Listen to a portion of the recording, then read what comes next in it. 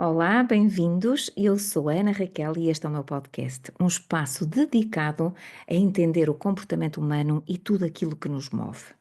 O nosso tema do episódio de hoje é: qual é o meu propósito de vida? Na verdade, esta foi uma pergunta que me fizeram. Não sei qual é o meu propósito de vida. Enviaram-me e eu achei que era um tema fantástico para um episódio. Porque eu ouço imensas vezes esta frase, mas eu não sei qual é o meu propósito de vida, eu ainda não encontrei o meu propósito de vida. E a pergunta que eu faço sempre é: será que seres tu não é o teu propósito de vida? Eu acredito que o nosso propósito de vida é percebermos quem somos e aprendermos a ser quem somos. Porque vimos de tal forma condicionados pelas experiências, pela educação, por tudo o que vamos vivendo e aprendendo ao longo da vida, que nos torna disfuncionais relativamente à nossa própria vida, que nos torna disfuncionais relativamente àquilo que somos e não conseguimos operar em função da nossa essência, em função daquilo que é correto para nós ou na verdade, daquilo que verdadeiramente somos. E como é que nós podemos encontrar o nosso propósito de vida? Eu acho que aqui também há uma ideia romântica de que é a mesma coisa que vou encontrar o meu emprego de sonho, encontrar o meu príncipe encantado e vou encontrar o meu propósito de vida. Tudo isto, se repararem, tem o emprego é de sonho, o príncipe encantado, não é? A mulher é perfeita. Isto não existe. E a dada altura nós temos que começar a sair desta Wonderland, que também se calhar às vezes é uma Neverland, e pôr os pés na terra e perceber que a vida é aquilo que nós fazemos com ela. E na verdade também, eu lembro-me de ter ouvido uma frase que dizia: a vida é aquilo que nós fazemos com ela, e eu ia acrescentar, e aquilo que ela faz connosco também. E não há um propósito de vida, acho eu, definido à partida, a não ser aquilo que nós vamos fazendo ao longo da vida, que nos vai construindo, que nos vai edificando e que nos vai permitindo dar ao mundo, a expor ao mundo tudo aquilo que é o nosso brilho. Brilho, quando eu digo brilho, as nossas competências, a nossa forma de ser, aquilo que nós fazemos particularmente bem. E eu lembro-me de falar sobre isto, acho que já falei sobre isto num episódio, em que eu referia que há muitas pessoas que eu sinto e vejo, e com as quais trabalho ou trabalhei, que mais medo do que as suas sombras têm medo ao seu brilho, porque as nossas sombras escondem os nossos brilhos. E muitas vezes o percurso que a sombra nos está a pedir para fazer, quando temos que aceder a ela, quando queremos aceder a ela, é precisamente para perceber qual é o brilho que essa sombra esconde. E muitos de nós têm medo ao seu próprio brilho. Porquê? Porque o brilho é diferente do brilho do outro. E se tudo está a brilhar, não é? Numa luz azul, e se eu brilhar numa luz amarela, eu vou ser diferente. E o medo do brilho, eu sinto sempre que está associado ao medo da rejeição. Se eu for diferente, há a possibilidade dos outros não gostarem de mim e de me rejeitarem. Pois, isso é uma verdade, isso é uma verdade. E é algo que nós devemos aceitar com naturalidade. Os outros têm direito a rejeitar-nos. E é através dessas experiências que, que nós nos vamos construindo. Eu estava aqui agora a pensar que eu acho que adoro comunicar e acho que sou uma comunicadora desde que me conheço. Mas, na verdade, o estudar estes processos de comunicação e estudar o comportamento humano surgem porque na minha vida eu fui tendo experiências que me levaram a tal. Eu lembro-me de quando era miúda, ver os meus pais a discutir e perceber que se houvesse ali alterações nos diálogos, eles não teriam discutido. Mas porque é que eles não faziam aquilo que na minha cabeça funcionava para não haver discussão? Eu lembro-me de, na escola, ser rejeitada também muitas vezes e não entender o motivo da rejeição. E por não entender o motivo da rejeição, tentei compreendê-los, tentei perceber como é que são os outros. Lembro-me de assistir hum, a histórias, seja de discussões em família, ou mal-entendidos, ou desentendimentos, o que fosse. mesmo entre funcionários. Lembro desde pequenina dar muita atenção a estas histórias porque eu não as entendia. Então, estas vivências que nós vamos tendo, umas vezes na primeira pessoa, outras vezes por interpostas pessoas, vão nos tornando mais ricas. Um destes dias ouvi uma frase e fiquei a pensar nela, que dizia: a semente de qualquer virtude é um trauma.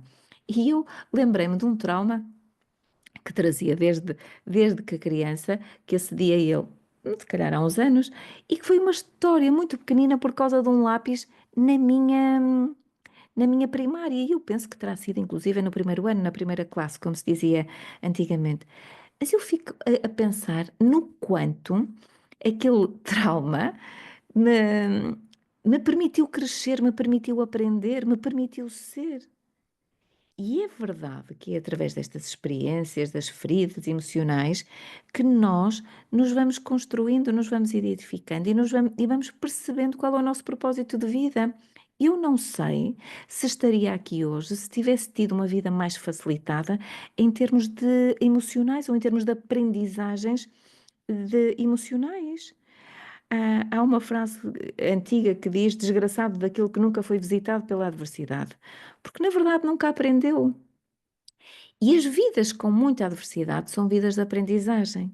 Agora, e até há quem diga que quando o caminho é muito fácil é para ter cuidado porque podemos não estar a percorrer o nosso, estamos a percorrer o caminho de outra pessoa. Então vejamos, se nos tivessem vendido, ou a mim se me tivessem vendido, que o meu propósito de vida seria este: comunicar com pessoas, promover este alinhamento com aquilo que eu sinto que é uma atitude mais correta perante a vida, porque é mais livre, é mais saudável, que seria mais, nós temos também os ciclos de vida, que neste ciclo de vida seria partilhar informação over and over again. Eu se aos meus 20 ouvisse a palavra over and over again ou vezes sem conta, eu diria que nem pensar. Se me tivessem vendido esta vida quando eu tinha 10, 15, 20, 30 anos, eu provavelmente diria que não, que este não seria o meu propósito de vida. Mas hoje sinto que estou muito confortável a fazer o que faço.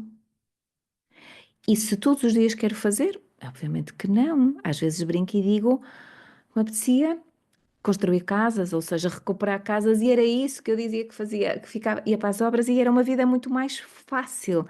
Mas a vida não foi feita para ser fácil.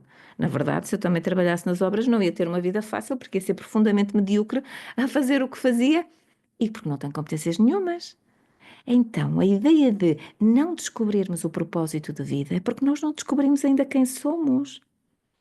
Não descobrimos ainda quem somos, e à medida que vamos descobrindo quem somos, vamos nos construindo e o nosso propósito revela-se. O propósito revela-se, não se encontra.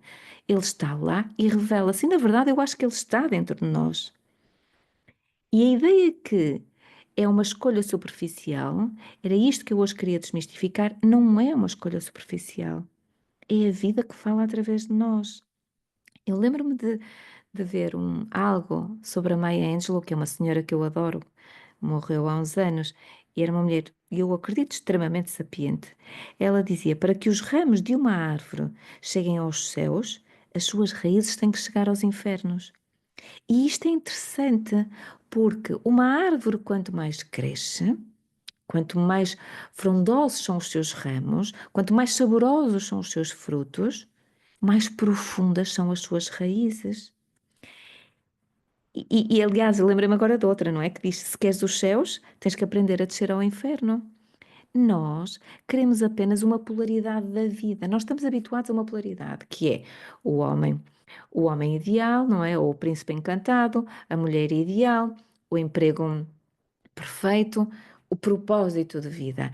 E temos esta ideia de propósito de vida como se fosse o sucesso da nossa vida. Não é necessariamente sucesso, é vida. É vida. E se for a vida correta para nós, sim, é uma vida bem-sucedida. Mas cada um sentirá aquilo que tem que sentir: paz, satisfação, sucesso, ou até podem andar surpreendidos pela vida, não é? Aqui a vivê-la de uma forma muito experiencial. Mas o mais importante é perceber que não dá para viver polarizado. Não dá para ter o perfeito, o ideal, o sonho. Não. Temos que ter tudo. Porque o preto não existe sem o branco, não é? A cor não existe sem a ausência de cor. O rápido não existe sem o devagar. Nós precisamos de integrar as polaridades e perceber que o caminho do meio é, no fundo, o propósito de vida. Este, muitas vezes, bater nas extremidades, muitas vezes sentimos, uau, a vida está a correr lindamente e é isto, mas depois há alturas em que descemos aos infernos e a arte de saber ter hum, a claridade emocional para fazer escolhas corretas, isto é a minha forma de tomar decisões, sempre com tempo e com muita claridade emocional.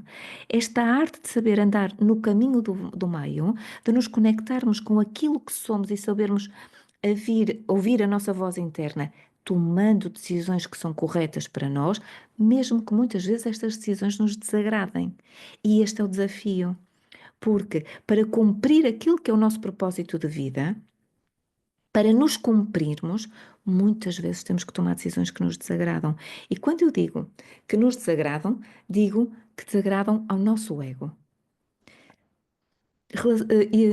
Perdão, decisões que vão ser desafiadoras porque nos vão confrontar com partes de nós que nós não queremos expor, que nos vão confrontar com partes de nós que nós não queremos aceitar. E quando nós temos a coragem de abraçar as nossas sombras, nós conseguimos ver o nosso brilho. Porque esta história de vivermos muito polarizados faz com que estejamos sempre a fugir da sombra, a fugir da escuridão, a fugir da dor. E quando nós fugimos de algo, estamos condenados a viver lá. Uma coisa é eu andar à procura do meu propósito de vida. Outra coisa é eu viver e encontrá-lo. Encontrá-lo porque me encontrei. Quando nós andamos à procura, eu sinto que nós não encontramos. Porque o foco está na escassez, naquilo que nós não temos. E eu já falei várias vezes do sistema ativador reticular ascendente, como se fosse a nossa Siri. Aquilo no cérebro, se eu ando à procura do homem ideal, é porque eu sinto que não tenho, porque me falta. E porque se calhar depois eu sinto que não sou a mulher ideal, e pronto, e não encontro nada. Se eu ando à procura do lugar perfeito, não é? Do lugar perfeito, é porque eu sinto que não tenho o lugar perfeito. Não há perfeição. Podemos torná-lo o lugar perfeito, podemos construir uma relação e ir aperfeiçoando a relação, podemos nos ir conhecendo e encontrar o nosso propósito de vida ou permitir que ele nos encontre. Fará mais sentido. E isto acontecerá se nós nos encontrarmos. Bom, este para mim parece ser o caminho para que o nosso propósito de vida nos encontre e, na verdade, que se cumpra. Quase como aquele poema do Fernando Pessoa, da mensagem que dizia agora falta cumprir-se Portugal. Parece que estamos sempre em falta, não é? Não, eu acho que nós conseguimos cumprir o nosso propósito de vida quando nós nos cumprimos. E por isso o caminho será sempre um caminho de descoberta, um caminho de autoconhecimento, e isso sim que depois nos dará a consciência necessária para trilhar um caminho que nos leve até nós. Bom, hoje ficamos por aqui. Eu espero que o episódio seja útil. Nós vemos em breve. Fiquem bem e um abraço.